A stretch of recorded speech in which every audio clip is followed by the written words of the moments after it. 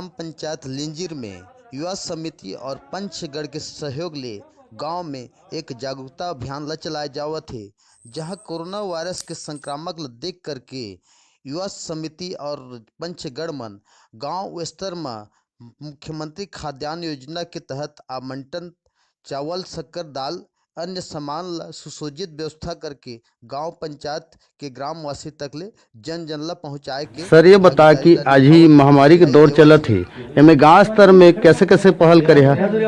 हमारे गांव ग्राम पंचायत एक्टिव होके पूरा माने कार्यकर्ता में सब भीड़ भाड़ के शासन के निर्देश के पालन करते हुए सब कोई प्रकार के कोई जनता ला तकलीफ नहीं है। जो भी जहाँ तकलीफ होते ग्राम पंचायत के टीम और गाँव वासी सब मिल के ना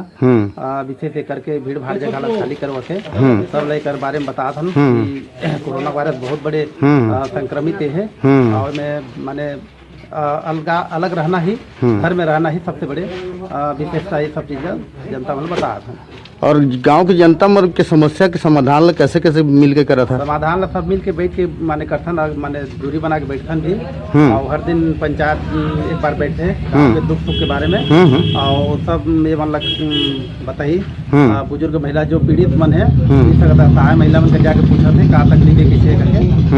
और शासन के जो भी लाभ है तुरंत त्वरित पहुँचा था उनका सुविधा। ठीक, धन्यवाद।